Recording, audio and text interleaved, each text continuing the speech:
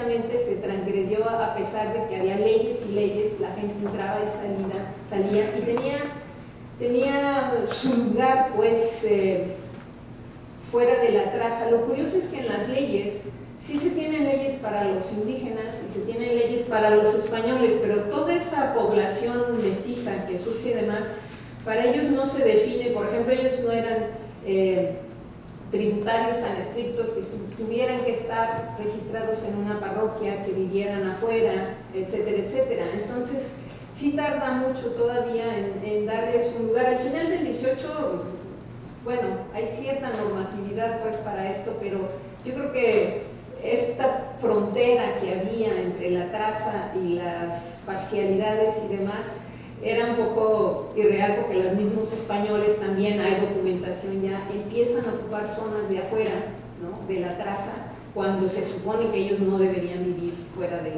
la traza también. Entonces hay una cosa, porque entraban y salían todo el tiempo y demás, y bueno, esta mezcla se dio naturalmente, pues, ¿no? En cuanto a la normatividad, yo creo que sí, el modelo siempre fue el español, ¿no? Por ejemplo, para esto de los cuarteles, yo estuve viendo si tomaban exactamente esto de dividir. La diferencia está en que, bueno, la Ciudad de México tenía una topografía totalmente diferente, tuvieron que ajustar, ¿no? Y hay una serie de problemas en cuanto a términos, porque, por ejemplo, ellos hablan de estos alcaldes de barrio, ellos también le llaman alcaldes de barrio desde entonces, ¿no? Pero para nosotros, o la Ciudad de México, los barrios eran los barrios indígenas, no lo de adentro, ¿no? Y ellos dividen toda la Ciudad de Madrid en barrios, ¿no?, para que los alcaldes de barrios se hicieran. Entonces, esos términos de barrio allá y de barrio acá no estamos hablando de lo mismo, ¿no? Y hay unas confusiones cuando hablamos de alcalde de barrio. Sí se toma el nombre, pero no es exactamente lo que ellos tienen en funciones, sí, finalmente, pero lo que te digo es que hay términos que no nos funcionan, ¿no?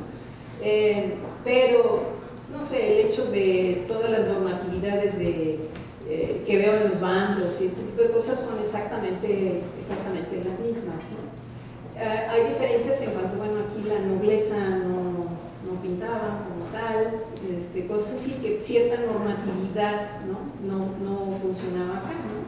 Pero curiosamente quienes estudian, por ejemplo, todo el derecho indiano, leyendo, ellos consideran que el derecho indiano en gran parte, en un porcentaje grande, es un derecho de policía, que los bandos, por ejemplo, yo empecé a ver si encontraba bandos allá, y no, son como leyes muy locales, ¿no? Muy locales, muy coyunturales, para lo que se va necesitando y demás. Entonces son tipos de leyes que se toman en cuenta aquí y no se pide permiso allá para ver si se hace. Son muy semejantes porque, bueno, el espíritu de todo este orden además está atrás, pero finalmente no van a dar allá ninguna, van a dar los bandos de buen gobierno así muy importantes, ¿no? 3 que son emblemáticos así en todo el 18, pero el resto están aquí en el archivo, pero no más allá, ¿no? Y creo que pasó lo mismo en los diferentes virreinatos, ¿no? Emitieron sus bandos cada quien, y son bandos que se dirigen directamente a cada una de las ciudades, ¿no? En la Ciudad de México específicamente sí llega a ser el virrey, el que a mí me llamó mucho la atención, porque los bandos siempre piensa uno en una ley emitida por el municipio, por el cabildo, pues. Y en el porcentaje de la recopilación que hice de los bandos del 18, ¿qué te puedo decir? El 90% de los bandos están emitidos por el virrey, no por el municipio, ¿sí? Eso es hasta el 19, ahí sí el municipio vuelve a tomar el cabildo y es quien emite los bandos, pero en este momento no, y puede estar hablando por las cosas más niñas, de que se barra los frentes de las calles, y lo hace el virrey mismo, ¿no? Pero en general la normatividad la toma igual, con ciertas, porque el modelo también de gobernar una ciudad, de administrar, es de allá, o sea, viene de allá, no es, con sus acepciones de, pues aquí la ciudad está dividida en parcialidades, ¿no? En parcialidades y en la ciudad. Entonces, esto de dividir la República Española de la República de Indios, de tener este tipo de población tan diversa, ¿no? En donde tienes que dividir quién manda sobre qué, ¿no? Porque finalmente el cabildo mandaba dentro de la traza y sus dehesas, sus ejidos y demás, pero las parcialidades tenían sus propios gobernantes, ¿no? Ellos mandaban en su... Entonces, territorialmente, ¿qué era la ciudad? Y la ciudad de todas formas la definían con todo y sus barrios. Ellos decían que los barrios eran parte de la ciudad y esta zanja de resguardo de la reforma pues era alrededor de todo, incluía todo, ¿no? Y sin embargo, tenían dos autoridades, las de las parcialidades y las del centro. Por eso es tan difícil luego hablar, porque son jurisdicciones sobre jurisdicciones que se montan, y entonces ¿quién tiene jurisdicción sobre qué? ¿Quién imparte justicia sobre quién? Porque también tenían sus propios juzgados para indios y demás. Teníamos otras dos comentarios, preguntas, por favor, después. ¿Cuál es el papel que tienen o que tenían en este entonces las áreas verdes en el ordenamiento del territorio? Si estaban consideradas como las otras necesidades, ¿no? Las escuelas o las boticas, no recuerdo qué otro concepto mencionó usted por ahí. Si existía esta necesidad de área verde por parte, o sería alguna reglamentación para la designación de estos espacios públicos. Gracias. Cristian.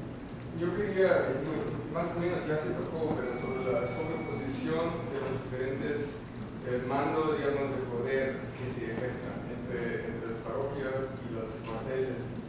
¿Cómo llega a eso? Pero ahorita, digamos, a lo mejor, adaptando mi pregunta, si esta dimensión histórica a lo mejor nos ayuda también a leer hoy en día esta, porque siento que en México sigue existiendo estas sobreposiciones en México. El último caso era la introducción de una nueva instancia del centro histórico que hace más o menos lo mismo que la del desarrollo urbano o la del desarrollo social. Ya nadie nunca sabe, digamos, estoy exagerando, pero quién hace qué y quién tiene poder sobre qué decisiones. Y si es algo que se podría explicar esta mirada histórica. Gracias. ¿Nadie más? Una, dos.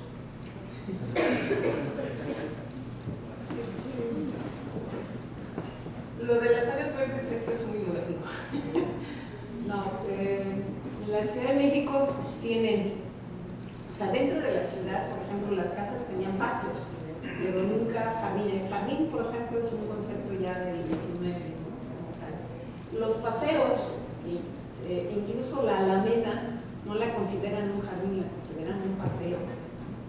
Curiosamente, en el 18 se desarrolla todo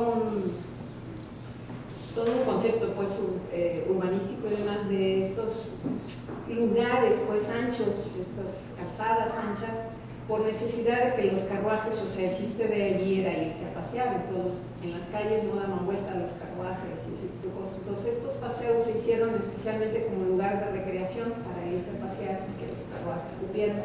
Y en este siglo XVIII, o sea, no sé, quien conozca la Ciudad de México, la calle de Bucareli en inicio fue el primer paseo que tuvo la ciudad, se abrió en 1777 por ahí, ¿sí? Era mucho más ancho, después la ciudad vendió un pedazo,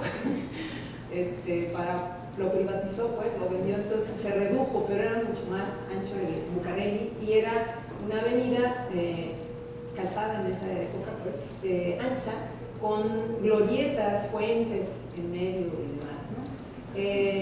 El otro fue, casi todos tomaron el nombre de los virreyes a los que mandaron a hacer, fue Bucareli, luego Reguilla Quijero en los años 90, y había otro paseo que se llamaba de Azanza, que también el virrey Azanza, y fueron los tres paseos que tuvo la ciudad. De hecho, el Revillagigedo corría al parejo de la sequía real o de esta calzada de la Viga, que es ahora calzada de la Viga, entonces era el paseo.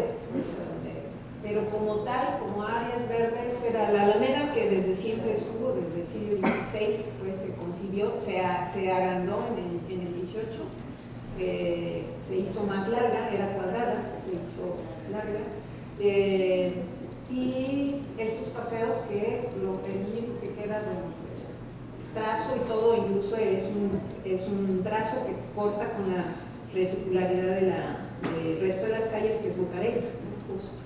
Pero ese era el concepto que se tenía, pero dentro de las casas eran patios, no jardines, no, y los jardines y plazas, claro, pero en las plazas había fuentes para que la gente se abasteciera de agua, en fin, otro tipo de cosas, los mercados, más, pero el área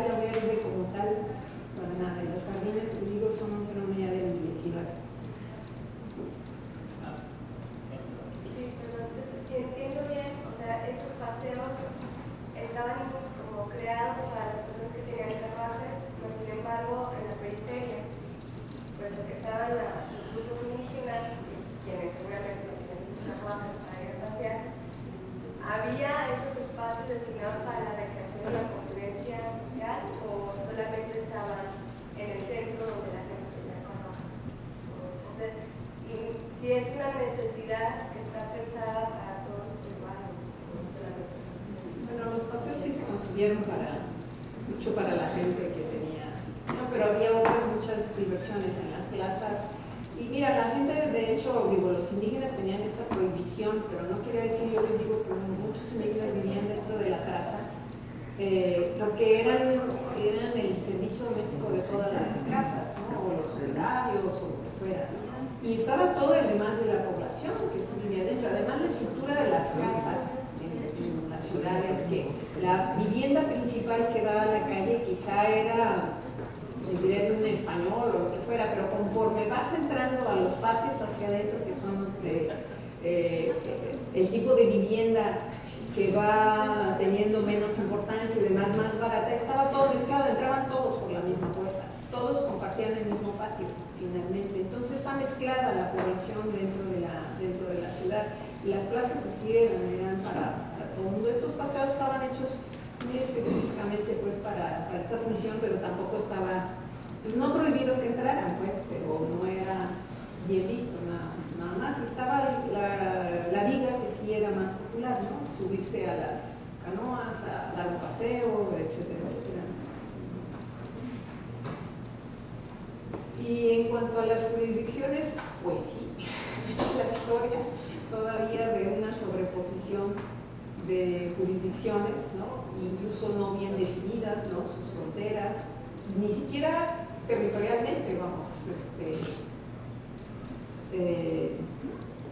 no sé, yo vivo en la zona del sur, en Tepepan, y a mí todavía me toca vivir en una zona donde termina la delegación Tlalpan y la delegación Xochimilco, ¿no? Entonces el camión de la basura no pasa por mi basura porque ya es Tlalpan, no es Xochimilco. Así todo, o sea, no está definido dónde termina una cosa y otra, y como no está definido, pues se echan la bolita de a ver quién es como tierra de nadie. Hay dos cuadras que no nos asisten a ninguno de las dos delegaciones, ¿no? Entonces hasta territorialmente no está definido. Y luego en cuanto a autoridades y demás, sí, yo creo que sí, es la historia de la ciudad, ¿no? Y yo supongo que en muchas ciudades y demás esto funciona igual, pues, pero que sí es una herencia de todas estas jurisdicciones que se tenían desde entonces y demás.